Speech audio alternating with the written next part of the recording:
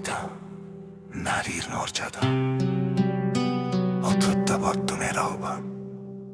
শোনো হে নারী, তোমাদের আমরা শ্রদ্ধা করি, কারণ তোমরা মায়ের জাত, স্নেহের অমল ধারা।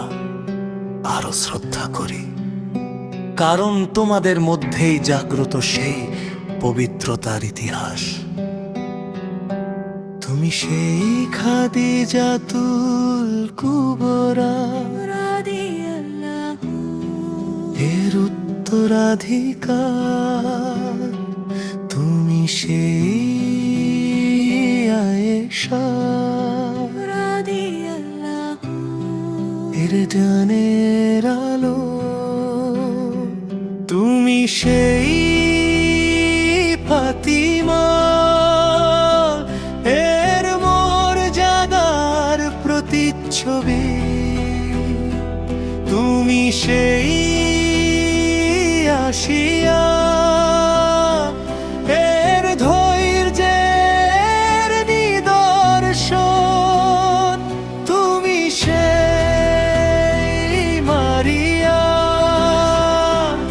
এর পবিত্রতার আলো। যাদের আত্মত্যাগ, ইবাদত ও আদর্শ আজও মানবতার আকাশে উজ্জ্বল নক্ষত্রের মতো দীপ্তিমান।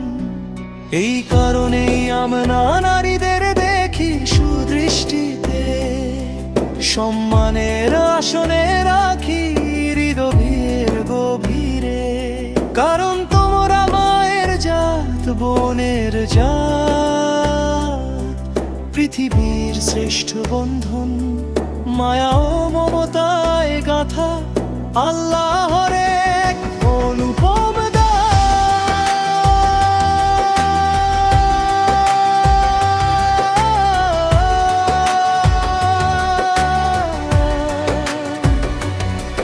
মা, এই শব্দের মধ্যেই লুকিয়ে আছে পৃথিবীর সর্বশ্রেষ্ঠ পবিত্রতা ও ভালোবাসা। তবুও হে নারী, কিছু কিছু বিচ্যুতি হৃদয়কে ব্যথিত করে।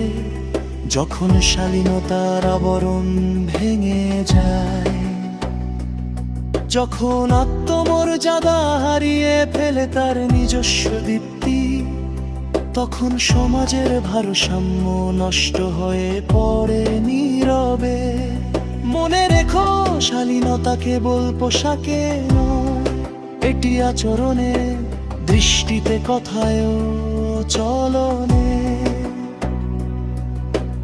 নিজেকে আচ্ছাদিত রাখো মর্যাদার আবরণে, কারণ তুমি সম্মানের প্রতীক, অবহেলার নয়। আর হে মানব সমাজ, নারীর প্রতি সম্মান কেবল তার বাহ্যিকতায় নয়, বরং তা হওয়া উচিত অন্তরের পবিত্রতায়। নিজ নিজ দৃষ্টি সংযত করো, চরিত্রকে শুদ্ধ করো। কারণ অন্যায় কখনোই ন্যায়ের অজুহাতে প্রতিষ্ঠিত হয় না। হযরত মুহাম্মদ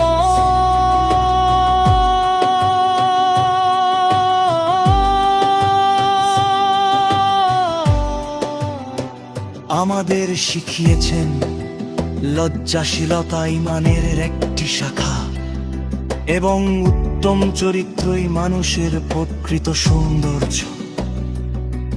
এসো ফিরে আসি সত্যের পথে, যেখানে নারী থাকবে সম্মানের আসনে, পুরুষ থাকবে দায়িত্বের প্রহরী হয়ে।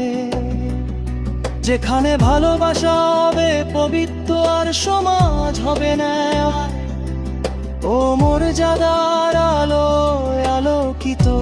হে নারী, তুমি আল্লাহর এক অন্য সৃষ্টি, তোমার মর্যাদা রক্ষা করো, নিজের সম্মানে জাগ্রত রাখো। কারণ তোমার মধ্যে লুকিয়ে আছে একটি সুন্দর পৃথিবীর সূচনা।